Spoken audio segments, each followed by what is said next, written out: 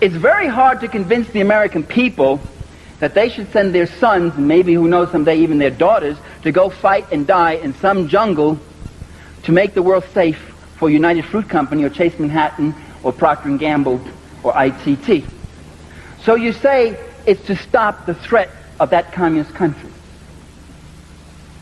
It's very hard to convince the American people that a tiny country like Nicaragua or Vietnam or El Salvador is a threat to U.S. security. So you say it's not Nicaragua.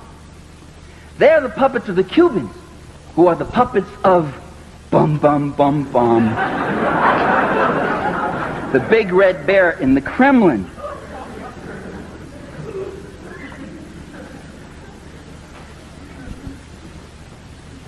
And yet again, as I just said, these countries continually want friendly overtures, continually want friendly relations, including the Soviet Union. What we hear also is that there's another pernicious element, and the thing we have to stop in these countries is a thing called communism, and that there are communists in these countries. It's time, ladies and gentlemen, brothers and sisters, it's time we ask, what's a communist? What does a communist do that is so dangerous? They would have us believe that communists merely hunger for power rather than wanting the power to end hunger. They would have us believe, well, the New York Times, let me refer to an editorial where they describe the undesirable and offensive Managua regime. By the way, these countries don't have governments, they have regimes. You'll see that in the newspapers all the time. We have government. And I said to myself, what is undesirable and offensive about Managua?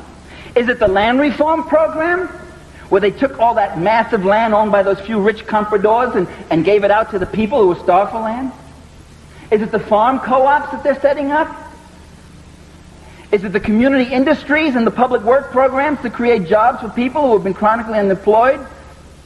Is it the food program, a ration of beans and rice for every kid in Nicaragua so that nobody, no matter how poor that country is, they're all getting fed? Is it having the lowest infant mortality rate in Central America despite earthquake and civil war and foreign invasion and attack and embargo? Lower even than Costa Rica, which is supposed to be the big show place?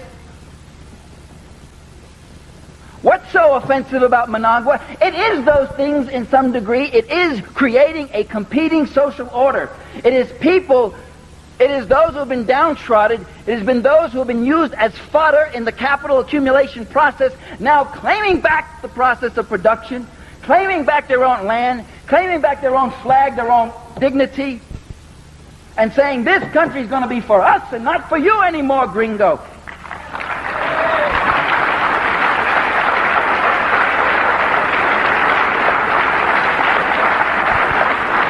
And that's the communist program, and that's what communists are. I had somebody up in Vermont say, she got up, and she was one of those trust funders who works on peace a lot, and she said, oh, sorry there. She said, people are saying that the Salvadoran guerrillas are communists, but they're not communists. They're just ordinary peasants. So why are we fighting them? The implication being that if they were communists, it would be okay to go in and pulverize them.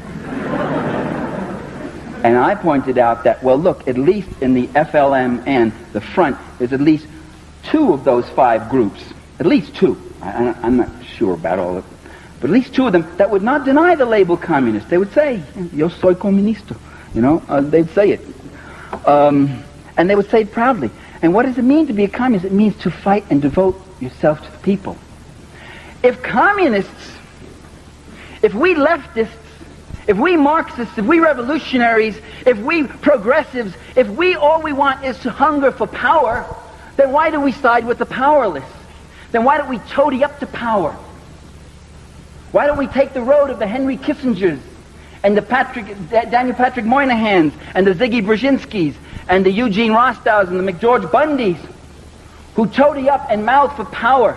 When Henry Kissinger was made National Security Advisor for Richard Nixon, Nelson Rockefeller gave him $50,000 as a going away present. As Nelson Rockefeller testified himself to the Senate committee when he was being appointed Vice President of the United States.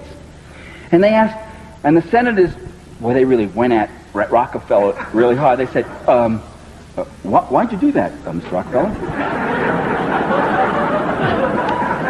And Rockefeller said, well, giving's always been a tradition in our family. Giving. They cast their bread upon the waters and more came back, didn't it?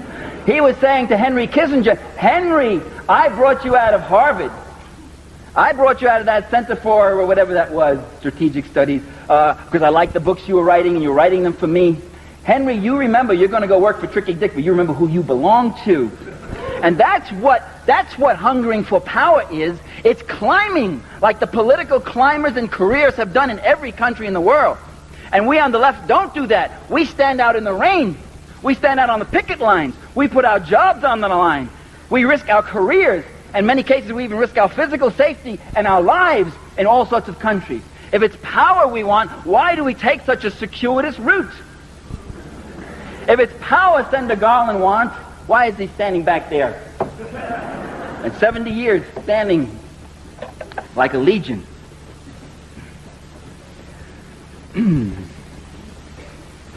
Well, these communists do all these reform things, yes.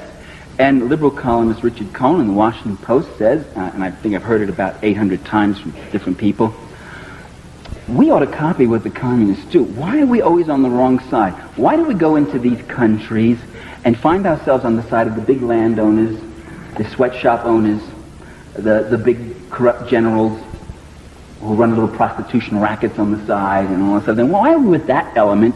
Why don't we capture the hearts and minds of the people the way the communists do?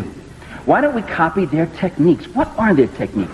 Well, communist techniques are very well known. Just the things we just said. They go into the village. They do land reform. They try to bring clean drinking water. They pay for the food they take. They try to help the people organize themselves. That's what they do. But if we did those things, we not only would have stolen their program, we would have become them. Because that's what they were doing. That's the thing we're fighting to prevent. Not we, that's what our government and our ruling class is fighting to prevent. That's why we always go in on the wrong side, because the wrong side is the right side for the class interests of this administration and every other administration that's occupied the White House.